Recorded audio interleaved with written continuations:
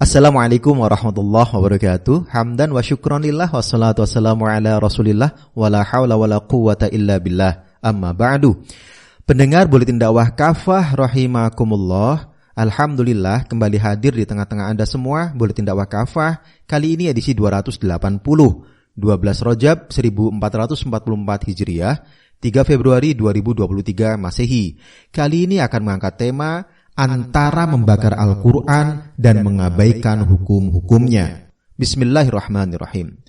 Penghinaan terhadap Al-Quran lagi-lagi terulang. Kali ini pelakunya adalah tokoh ekstremis anti-Islam, pendiri gerakan sayap kanan Denmark, Rasmus Paludan. Dia secara demonstratif membakar kitab suci umat muslim. Tindakannya dilandasi oleh kebenciannya pada Islam sekaligus demi menyuarakan kebebasan berbicara. Paludan juga berjanji akan membakar Al-Quran terus-menerus pada setiap hari Jumat sampai Swedia diterima menjadi anggota NATO. Penistaan terhadap Al-Quran yang dia lakukan kali ini mendapatkan izin dari pemerintah Swedia. Bahkan dia mendapatkan pengawalan polisi baik di Swedia maupun saat dia melakukannya di Denmark. Aksi Paludan bukan yang pertama. Tahun 2019 dia membakar Al-Quran yang dibungkus daging babi. Pendengar rahimakumullah. Demokrasi dan Islamofobia. Aksi pembakaran Al-Quran di Swedia adalah tanda makin meningkatnya kebencian pada ajaran Islam di dunia. PBB pada tahun 2021 menyebutkan tingkat kebencian terhadap Islam terus meningkat. Tercatat 4 dari 10 orang di Eropa memiliki pandangan negatif terhadap Muslim. Ini hasil survei antara 2018 dan 2019. Sebuah survei terhadap orang Amerika pada 2017 menemukan bahwa 30% diantaranya menganggap Muslim dalam pandangan negatif. Hal ini terjadi sejak propaganda War on Terrorism dan deradikalisasi ajaran Islam yang dilancarkan Barat pimpinan Amerika Serikat pasca tragedi 9/11 di tahun 2001. Amerika Serikat menuduh Al-Qaeda berada di balik serangan tersebut. Memang banyak yang meragukan keruntuhan gedung WTC akibat serangan teroris dan mengungkap kejanggalannya. Namun, akibat kampanye ini terjadi peningkatan kebencian pada Islam dan kaum muslim. Ironinya, hal ini justru diadopsi para pemimpin negeri muslim. Aksi pembakaran Al-Quran di Swedia juga tentu merupakan bagian dari yang dijamin demokrasi, yakni kebebasan berbicara. Meski dikritik oleh pemerintah Swedia, izin tetap dikeluarkan dengan alasan hak warga di alam demokrasi. Perdana Menteri Swedia Ulf Kristersson berkata, kebebasan berekspresi adalah hal mendasar dalam demokrasi. Namun, apa yang sesuai hukum belum tentu patut. Persis seperti pembelaan pemerintah Perancis terhadap majalah Charlie Hebdo dalam kasus penghinaan terhadap Rasulullah pada tahun 2020. Di Perancis ada kebebasan menghujat yang melekat pada kebebasan hati nurani. Saya di sini untuk melindungi semua kebebasan ini. Di Perancis, orang bisa mengkritik presiden, gubernur, penistaan, kata Presiden Perancis Emmanuel Macron. Namun, kebebasan dalam demokrasi yang dipropagandakan Barat sering tidak berlaku untuk umat muslim. Di Perancis misalnya, berlaku larangan cadar bagi muslimah di tempat-tempat umum. Kaum muslim pun sulit mendapat izin untuk membangun masjid. Swedia sampai hari ini juga melindungi kaum Yahudi dan ajarannya dari kritik dan serangan. Karena itu, ajaran demokrasi memang bertolak belakang dengan Islam.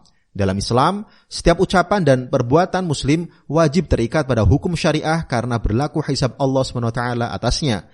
Tidak ada prinsip kebebasan termasuk menista agama baik terhadap agama Islam maupun selain Islam. Pendengar rahimakumullah, membakar Al-Quran kejahatan besar. Tindakan membakar Al-Quran dengan tujuan menghinakannya adalah dosa besar. Jika pelakunya Muslim, maka ia telah kafir. Qadhi Iyad menyatakan, ketahuilah siapa yang merendahkan Al-Quran atau terhadap mushaf sesuatu yang ada di dalam Al-Quran atau mencela keduanya, maka ia telah kafir berdasarkan ijma' kaum Muslim. Dikutip dari kitab Asy-Syifa bi Ta'rif Huquq Al-Mustafa jilid 2 halaman 110. Jika pelakunya kafir zimmi dan orang kafir yang terikat perjanjian dengan kaum muslim, maka tindakannya telah membatalkan perjanjiannya dan hilang pula jaminan keamanan bagi si pelaku sehingga dapat dijatuhi hukuman mati. Demikianlah pendapat dari Imam Asy-Syafi'i. Dikutip dari kitab As-Sarim Al-Maslul ala Syatimir Rasul halaman 13. Terhadap negara-negara kafir yang mendukung dan melindungi para pelaku penistaan Al-Quran, kaum muslim seharusnya memutus hubungan diplomatik dengan mereka, lalu mengancam untuk menyerang segala kepentingan mereka. Dalam sejarah, Khalifah Sultan Abdul Hamid II mengultimatum Inggris dan Prancis yang pada saat itu berkehendak memberikan izin pementasan drama yang menghina Rasulullah Shallallahu Alaihi Wasallam. Pemerintah Prancis dan Inggris pun ketakutan lalu membatalkan pementasan drama itu. Begitulah sikap para pemimpin dunia Islam yang seharusnya bukan bermain retorika tanpa aksi nyata. Karena tegas dalam membela Islam, tak ada satupun pihak yang berani menistakan agama ini. Inilah pentingnya kaum muslim memiliki kepemimpinan layaknya perisai pelindung agama sebagaimana sabda Nabi SAW. Innamal imamu junnah yuqatalu min waraihi wa yutaqabih. Sesungguhnya imam atau khalifah itu laksana perisai. Orang-orang akan berperang di belakangnya dan berlindung kepada dirinya. Hadis riwayat Al-Bukhari dan Muslim.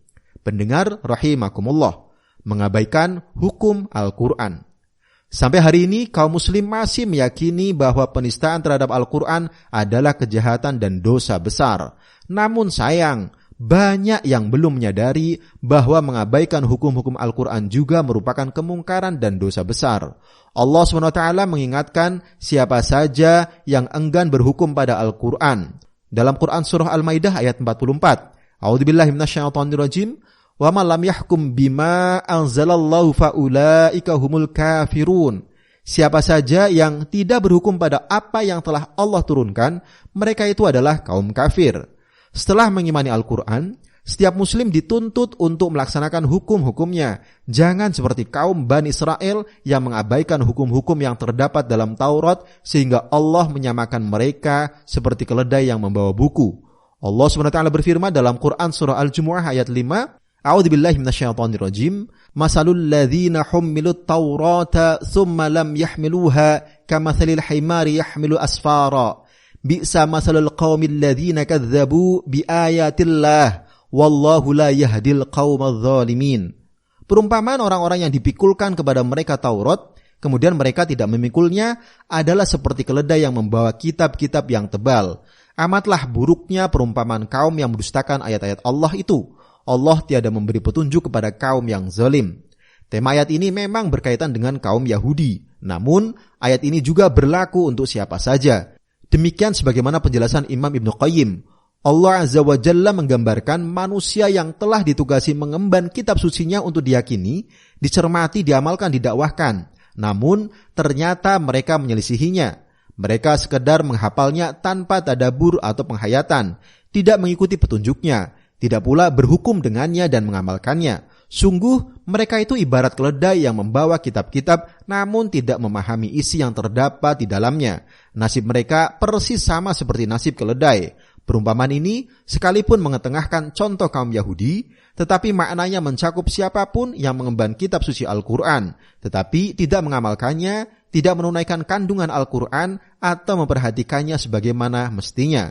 Dikutip dari kitab I'lam al-Muwaqqi'in an Rabbil Alamin, jilid 1 halaman 127, Maktabah Syamilah.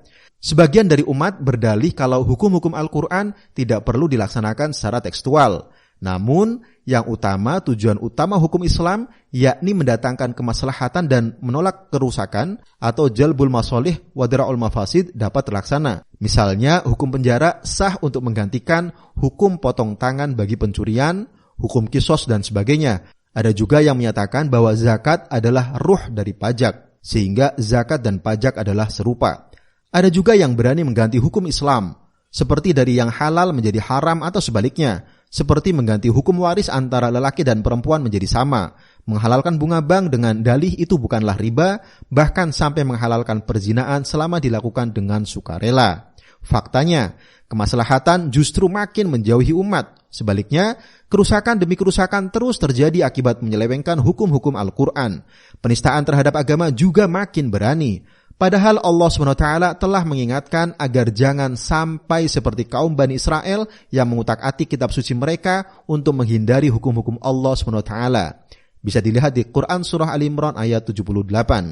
Wahai kaum muslim, Jika emosi kita terusik menyaksikan Al-Quran dinistakan, mengapa kita tidak marah melihat hukum-hukum Al-Quran diabaikan? Mengapa kita sudah merasa puas melihat Al-Quran hanya jadikan bacaan, hafalan, dan hiasan, sementara hukum-hukumnya ditelantarkan bahkan dimusuhi? Orang yang berjuang untuk mengamalkan ayat-ayat Al-Quran difitnah. Lalu bagaimana bisa kita menyetujui penelantaran dan perubahan terhadap hukum-hukum yang dikandung Al-Quran? Bukankah ini merupakan dosa besar pula? Allah SWT berfirman dalam Quran surah An-Nur ayat 51, A'udzubillahi minasyaitonirrajim, Innama kana qaulal mu'minina idza du'u ila Allahi rasulih liyahkuma bainahum ayyaqulu sami'na wa ata'na wa ulaika humul muflihun. Sungguh jawaban kaum mukmin itu jika mereka dipanggil kepada Allah dan Rasul-Nya agar Rasul menghukum atau mengadili di antara mereka, ialah ucapan kami mendengar dan kami patuh. Mereka itulah kaum yang beruntung. Wallahu a'lam bishawab.